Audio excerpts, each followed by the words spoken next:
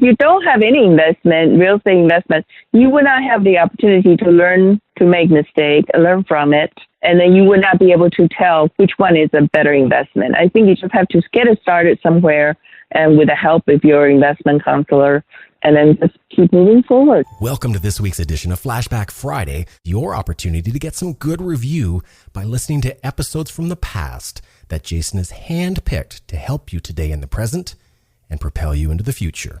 Enjoy. Welcome to Creating Wealth with Jason Hartman. During this program, Jason is going to tell you some really exciting things that you probably haven't thought of before and a new slant on investing. Fresh new approaches to America's best investment that will enable you to create more wealth and happiness than you ever thought possible. Jason is a genuine self-made multimillionaire who not only talks the talk, but walks the walk. He's been a successful investor for 20 years and currently owns properties in 11 states and 17 cities. This program will help you follow in Jason's footsteps on the road to financial freedom. You really can do it. And now, here's your host, Jason Hartman, with the complete solution for real estate investors.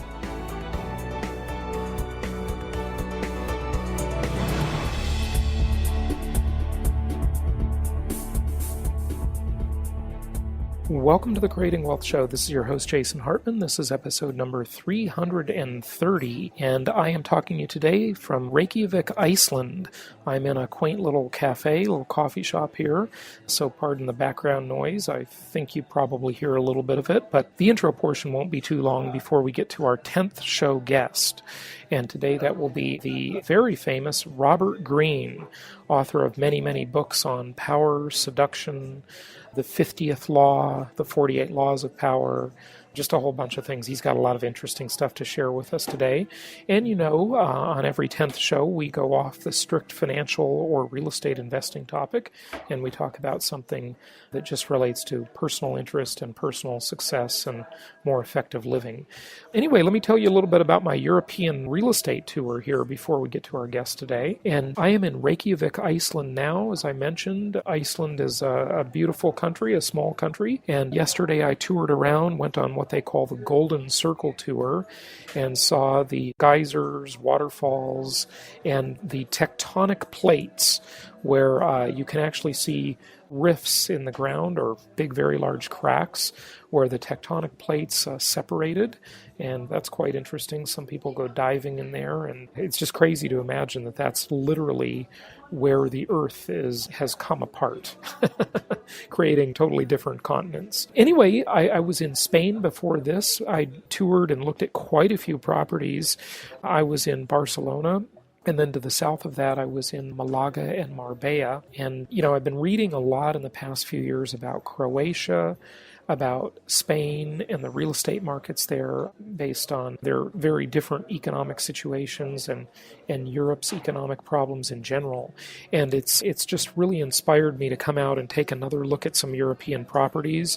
I was pleasantly impressed, actually very impressed with Malaga and just what a high-end area it is and how much Middle Eastern money and really money from all over the world is flowing into that market. You see Ferraris, Lamborghinis, Rolls Royces, a lot of Saudi money in that market, very high-end stores and shops and expensive real estate, even though Spain is in a tremendous crisis. And unemployment is very high, especially among the under 30 age group. I'm not sure really how the market will go here. I'm going to continue to research it when I get back. We have a potential local market specialist here, and we may actually have them on a future episode. If not on this show, I'll do it on my Jet Setter show. So we'll see about that. But it has been an interesting trip. Before Spain, I was in Croatia, and I was very, very impressed. On the last episode, I talked a little bit about Croatia. I went there and Montenegro as well, and what a beautiful, beautiful coastline. Really, really amazing. Yeah, it's been an interesting tour before that. Germany, Switzerland, Austria, and I'm on my way back home after Iceland here today. I've got a helicopter tour, and I'm actually going to take a flying lesson here as well. I'm not a private pilot yet, but I'm pretty close to it. My mom said something very wise to me several years ago when I was about to finish and get my private pilot's license. She said, Jason, you don't have enough time to get good at this. And I thought, those are probably some words of wisdom. So I listened to my mom, and I really didn't pursue getting my license. But I do take lessons here and there, and I find it particularly interesting when you can take a lesson on a trip, maybe in a different state or in a foreign country, and get some sightseeing in at the same time. So pretty interesting. That's what I'm off to do now. And then I'll be back home. And next week when I talk to you, we will be doing our more regular broadcasting. And I've got some of the investment counselors and local market specialists that I want to get on to talk about their markets, some different markets we're looking at, and some current events as well. So we will definitely do that and get back to more regular guests. Of course, this is a 10th show. We're talking to Robert Greene today. So without further ado, we will be back with Robert Greene in just a moment. Sometimes I think of Jason Hartman as a walking encyclopedia on the subject of creating wealth. Well, you're probably not far off from the truth, Penny, because Jason actually has a 3-book set on creating wealth that comes with 60 digital download audios. Yes, Jason has that unique ability to make you understand investing the way it should be. It's a world where anything less than 26% annual return is disappointing. I love how he actually shows us how we can be excited about these scary times and exploit the incredible opportunities this present economy has afforded us. We can pick local markets untouched by the economic downturn, exploit packaged commodities investing, and achieve exceptional returns safely and securely. I also like how he teaches you to protect the equity in your home before it disappears and how to outsource your debt obligations to the government. And the entire set of advanced strategies for wealth creation is being offered at a savings of $94. That's right, and to get your Creating Wealth Encyclopedia series, complete with over 60 hours of audio and 3 books, just go to jasonhartman.com/store. If you want to be able to sit back and collect checks every month, just like a banker, Jason's Creating Wealth Encyclopedia series is for you.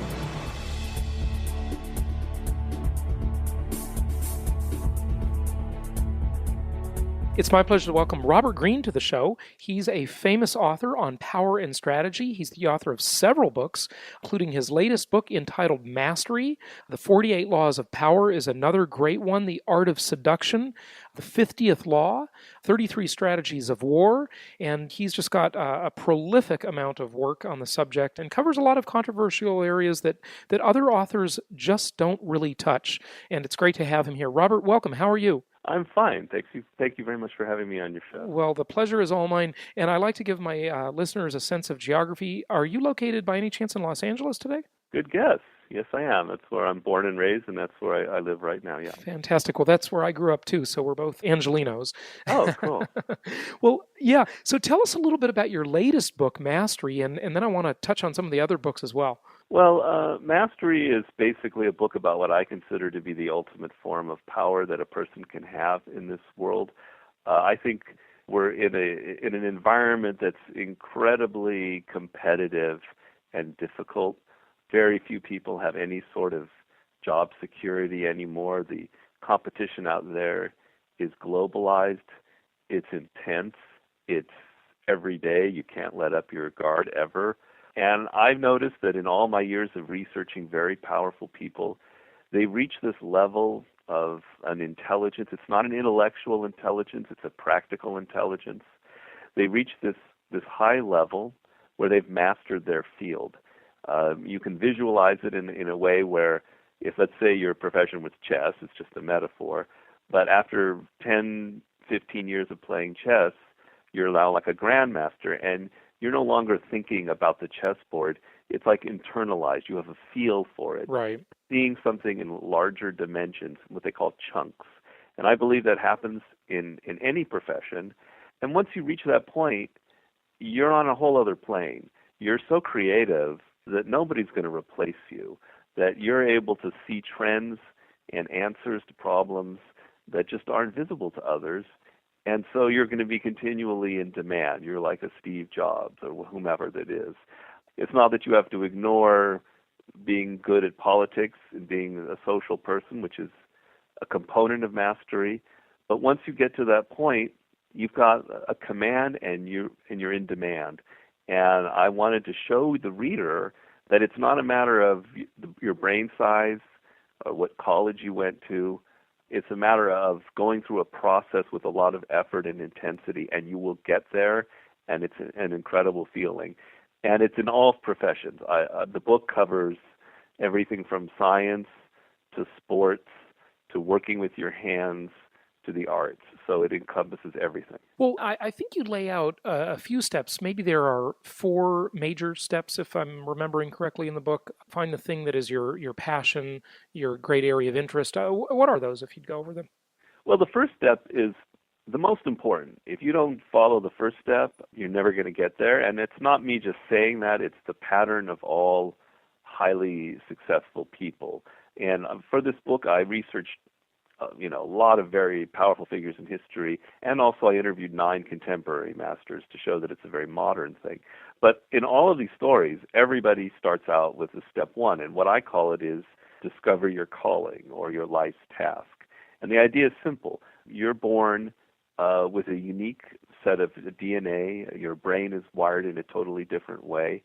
There's something unique about you, and what separates very powerful, successful people from others is that they are very clear early on in their life about that quality in them that makes them unique. It could be a subject that fascinates them, a problem, an activity, or whatever it is, and that clarity carries on into their adolescence. And then when it comes time for choosing a profession, a career, they have much more clarity. There might be a bit of exploring where they're trying to figure out exactly how to apply their interest, but there's a higher degree of clarity than what most people have. And because they're so clear about it and they focus so intensely on something that is emotionally engaging to them, they learn much faster and more intensely than other people. That's the key to everything in life. Sure. And so you need to be following that path, and I show you very clearly in this chapter that you can discover what these inclinations are that you have and carve out a career path that will set you more in that direction than you might be going. A lot of people choose careers because there's money involved or because their parents said this is what you should do, and they do all right in their 20s because they're young and et cetera, but then they hit a wall in their 30s because they're not engaged emotionally, personally with what they're doing, and disaster ensues, and you're not aware of where the disaster comes from, and it's because you're tuning out. You're not fully engaged. And so this is such a critical step. I can't emphasize it enough.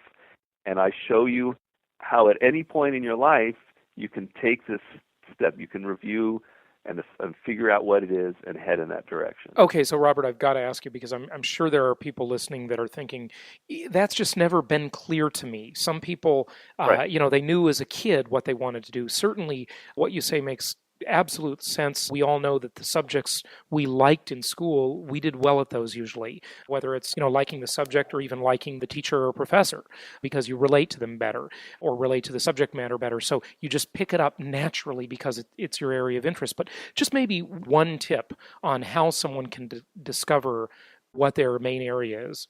The point of mastery is slow yourself down. There's no shortcut. There's no 1 week suddenly or 1 year plan. This takes time. And so discovering your life's task also takes time. And a lot of people are not very in tune with themselves. They've been listening for too long to what other people have to say. They're not aware of what their actual interests are, of who they are. So it's going to take for people like that, it's going to take a couple of months. But I say something for a simple banal example will be, when you open a newspaper or you check something out online, you're surfing a site that you like, what is that subject that when you see the headline, you go, God, I have to read that. That just fascinates the hell out of me. Now, I know for myself, if I crack open the New York Times and there's an article about some discovery about our earliest ancestors, I can't explain to you why, but I am so excited by that, I will read every single article on that subject. Well, there's something like that for you. There's always something that lights up your eyes, like when you were a kid, where you want to read about it. These are signs. I give you in the book many other signs, but this is a sign of something that excites you in a primal way that probably dates back to your childhood, and you should follow these indications. You should also follow things that you hate. You're in your career path, and you hate working for other people. You hate the politicking and all of the gamesmanship involved. Look at that sign. It's a sign that you are probably an entrepreneur. You're probably meant to be working for yourself. You probably have that individual, risk-taking, cavalier spirit that is not comfortable working for other people. These are signs, and you've got to start becoming aware of them. Yeah, makes sense. Talk to us a little bit more about the mastery subject. And I love how in your books you tie in so much history and so many historical figures. Every person in business likes to quote and talk about power and talk about the art of war. Some like to relate to Napoleon. Thoughts there on some of the historical tie-ins, maybe some examples? Well, the icon of this book is Leonardo da Vinci. Like my war book was Napoleon, the power book was like Louis XIV, Seduction, Cleopatra, 50th Law was 50 Cent. But here, da Vinci is sort of the icon in that he's not as mythical as people make him out to be. He's somebody who came from a rather disadvantaged background. He was an illegitimate son. He was kept out of all of the noble professions.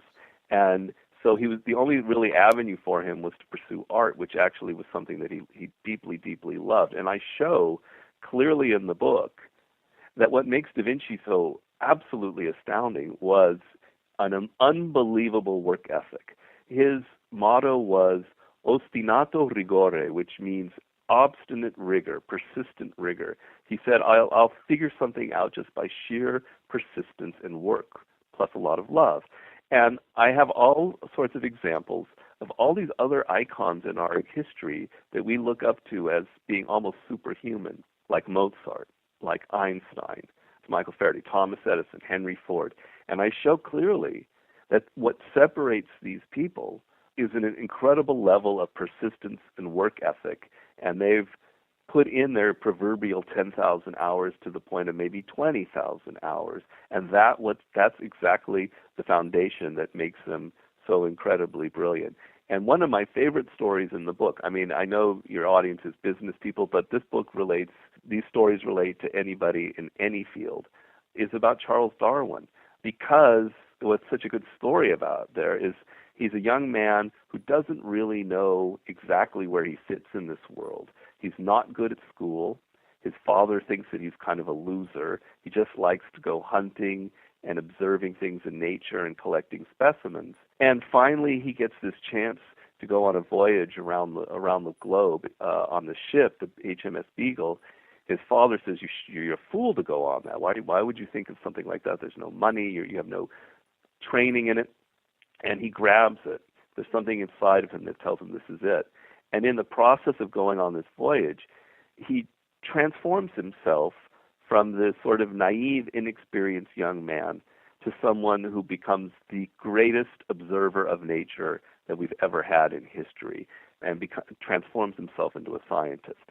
And I take this as a metaphor for the transformation that can happen to any person who goes through what I call a rigorous apprenticeship phase, like Darwin went through. So these are some of the historical figures that I have in the book from all different fields. And as I said, I have 9 contemporary figures like the great architect Santiago Calatrava, or the scientist Temple Grandin, or the great entrepreneur Paul Graham, who started the company Y Combinator. So there are lots of stories in this. Well, how did you get into it? What is your background? I mean, were you a history professor or just a student of it? Or No, I mean, part of the reason why I'm able to do what I do is I don't have any traditional background. So if I were a history professor, I couldn't write the kind of books that I write because academia kind of forces you into a certain mold. Puts you in a box, yeah. Yeah, and my background was I studied in college Greek and Latin, classics.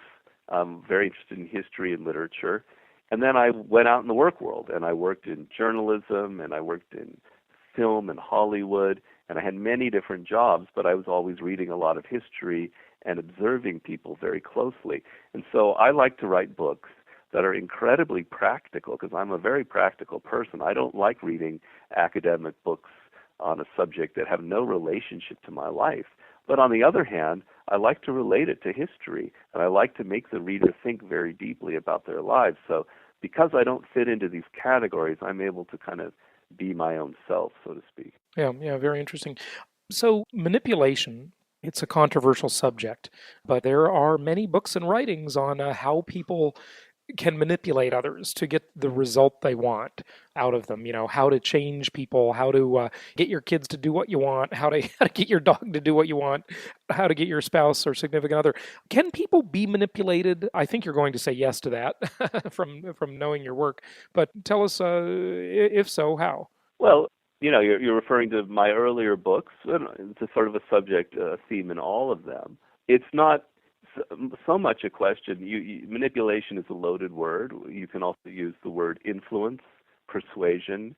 Can we convince other people? Can we get them to do what we want them to do, or can we get them to do something that won't hurt us? And of course we can. If not, we would be miserable, powerless creatures. Well, and not only that, I know it's a loaded word, and that's why I used it, but to inspire some or instill some controversy into the discussion. But the old saying is, nothing happens until somebody sells something, and whether it's selling an idea or a product, that's where a lot of progress comes from. Yeah, and so I'm trying to make you focus very deeply on the other person that you're dealing with. The greatest problem that everybody faces in this realm of persuasion or manipulation is that they're self-centered. The focus of their attention is inward. So I need to sell this product. I need to make money for my family. This is what I like. The other person must like that as well, etc. You're projecting onto them something from inside yourself, and you're not focused on the social environment, on what people are thinking, on their needs, etc. All of my books are simply a way to twist you like a yoga pose out of that constant self-centeredness and get you to focus so that you really, really, really understand where that other person is coming from. Once you have that understanding, you can begin to lower their defenses. You can begin to make them move in your direction, whatever that might be. At the furthest extreme, you can manipulate them. And I show in the 48 Laws of Power that extreme. I go into it and I show you that very powerful people can be often very manipulative, and here are some of the laws that they use in that realm. And you can either take that knowledge to help defend yourself, or if you really need to, you can use it. And that would be sort of the extreme. But what connects all of this stuff together is your ability to get out of yourself and focus deeply on the other person. Once you do that, a weird kind of magic can start happening. You can start figuring out other people.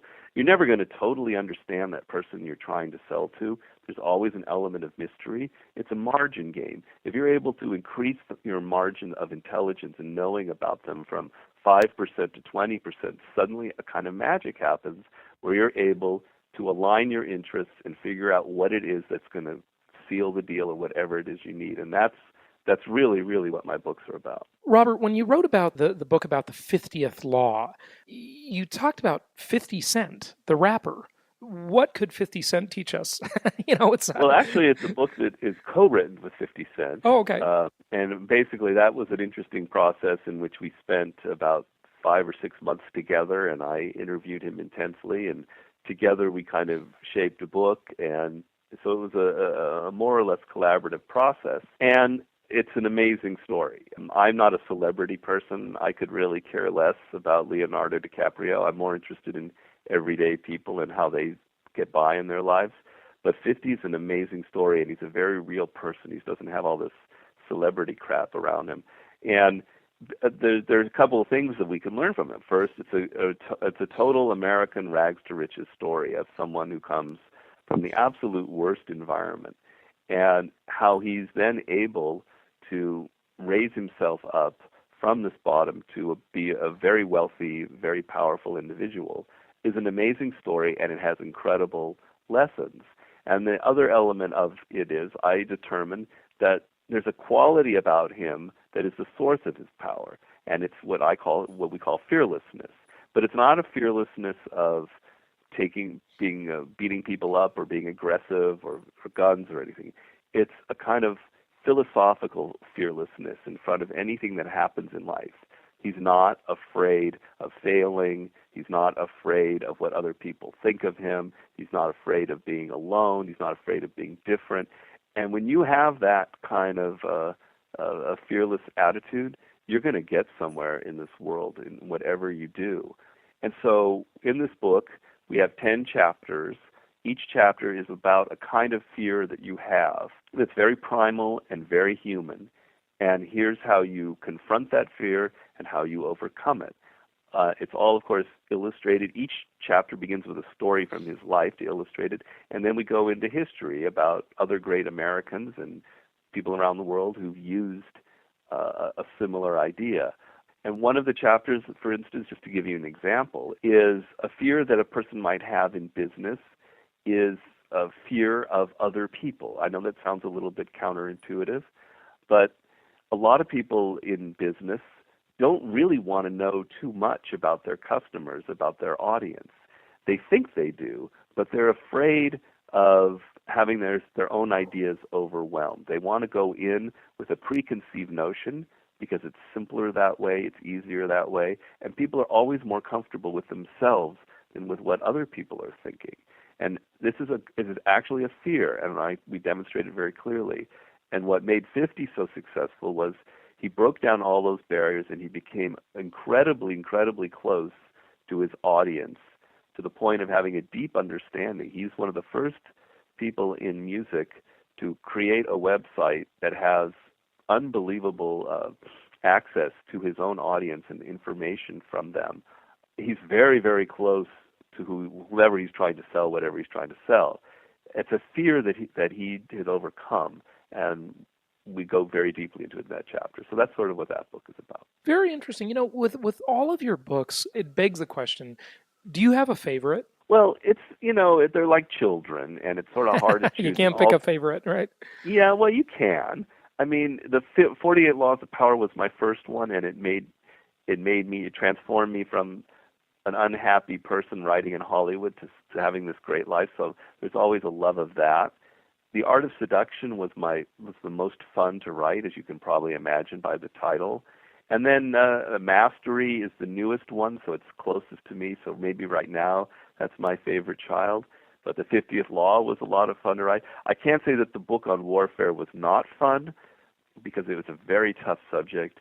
But even that book, has some closeness to my heart. So it's hard really to say. Mm-hmm. Yeah, I knew that would be impossible to pick, like asking a parent to pick their favorite child. Yeah. But interesting. Well, you mentioned the seduction book, and yeah. I mean, wow, what an amazing compilation in the Art of Seduction of these different personas that people can exhibit, and you give examples of people throughout history that have done this. How about if you take a few of those, and then I would be remiss to not mention that this isn't just about seduction in a romantic or a sexual sense, but at the end you talk about soft seduction and how to sell anything to the masses. Yeah, I mean, I'm trying to write a book about the psychology of seduction, which I say permeates us as human beings. We are continually vulnerable to being seduced. So certainly we think of sexual seduction, and there's a lot of that in this book, but it also is social seduction,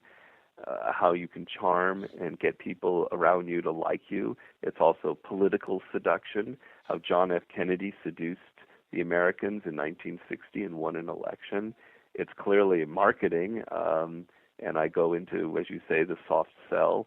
So I'm interested in what ties all of that together, what ties Cleopatra to John F. Kennedy or whomever. And there are ties to it. It all is involving the same seduction, the same psychology, which is how do you lower people's resistance so they do more or less what you would like them to do. And in seduction, you're creating a kind of pleasurable environment where it's not about overt manipulation. It's about what you're getting people to do is something that they actually want to do or will like. And I'm going to show you how you can have that power. The beginning of the book, the first half, I identify 9 types of seducers. And you're probably going to be hopefully at least one of these types, and maybe a combination of 2, possibly 3. And the idea is, to be a seducer, you can't just be reading a book and following certain strategies. You're going to seem cold-hearted. Particularly a woman will see right through you, and you won't get very far, and it's not fun. So the trick is to discover what is naturally seductive about yourself as an individual. And so I identify these types, and I make you more aware of what makes you a coquette or a rake, or if you're a woman, a siren, or a dandy, or the charismatic, etc. The second half of the book, I go into various strategies that people typically use in the seduction. And all of these chapters have application to marketing, to politics, to selling anything as well. And it's clear when you read them. But the second half of the book, I kind of show you, starting from the beginning with knowing who it is that you're trying to seduce, to the last strategy, which is sort of consummating the deal, whatever that might be. And along the way, I give you stories from the greatest seducers who've ever lived in all of these different fields. What book took you the longest to write? Well, the war book is sort of my version of Sun Tzu's Art of War. And for business people, I've heard it's maybe in some ways the most applicable. But it was a very difficult subject because, first, there's so many books written on warfare. The subject is so vast.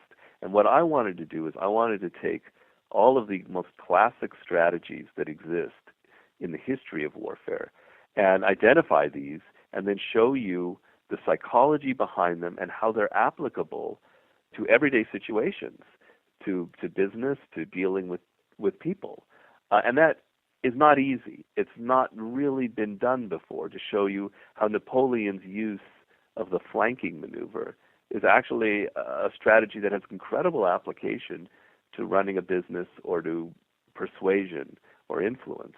And so it took a lot of thinking on my part and a lot of work, a lot of hard work. So that book was the longest and hardest to produce. I would agree that, when you read The Art of War and try to relate it to modern times, I don't think that's very easy to do. People talk about it, maybe in in an attempt to sound intellectual or something, but if you ask me, I didn't find that much relation to business. Maybe I'm missing something, but or my attention span's too short. I don't know. The Sun Tzu is an amazing book. I use it very much in my book on war.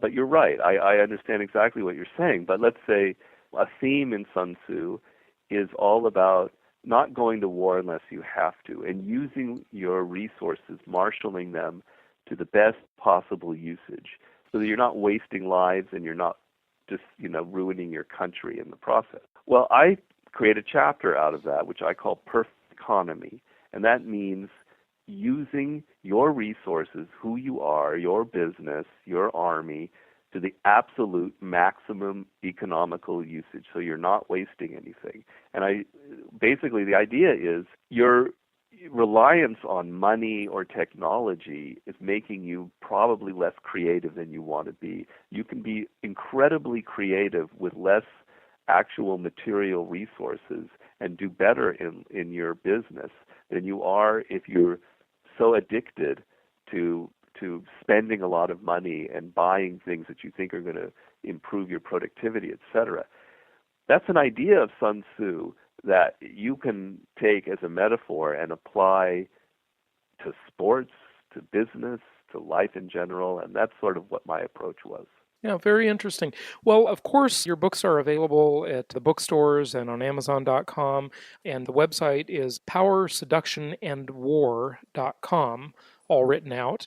And anything else you'd like people to know in closing, Robert? No, yes, you say powerseductionandwar.com. There'll be links there to mastery, etc. No, I guess it's just that these are books that are meant, they're longer.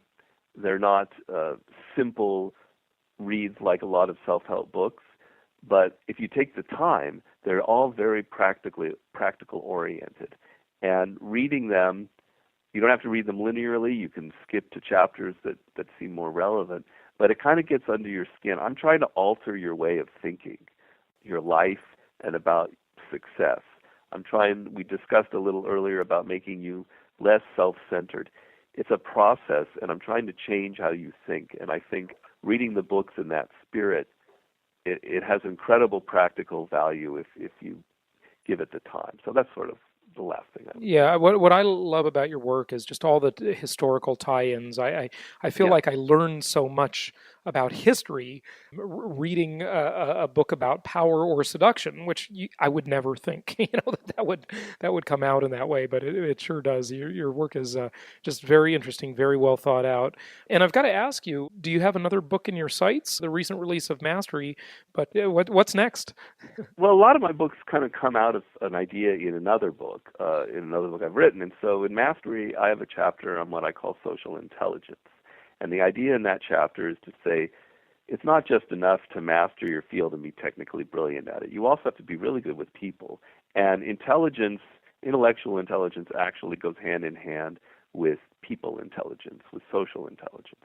I'm going to write a book that expands that idea into something much larger. I'm going to give you what I call a deep, deep understanding of the elements of human nature that go back thousands of years, that are embedded in each person, so that when you read this book, you're going to have a much better sense of what is motivating the people around you. You're going to be able to read them a lot better than just kind of go operating blindly. And I'm going to show you how you can develop this kind of reading ability, and I'm going to give you, as I said, this kind of encyclopedia about human nature, so you'll have a much better knowledge of what motivates people. That sounds fascinating, and I really, really look forward to that book. We will definitely have you back on to talk about social intelligence. And Robert Greene, thank you so much for joining us today. Oh, well, thank you so much for having me. That was fun. Be sure to call into the Creating Wealth Show and get your real estate, investing, and economics questions answered by me personally. We'd love to have you call in, share your experiences, ask your questions, and a lot of other people listening have those very same questions. So be a participant in the show at 480-788-7823. That's 480-788-7823, or anywhere in the world via Skype. Jason Hartman, ROI. That's Jason Hartman, ROI, for return on investment. Be sure to call into the show, and we are going to enter all of the callers in a drawing for some nice prizes as well. So be sure to call into the show, and I look forward to talking with you soon.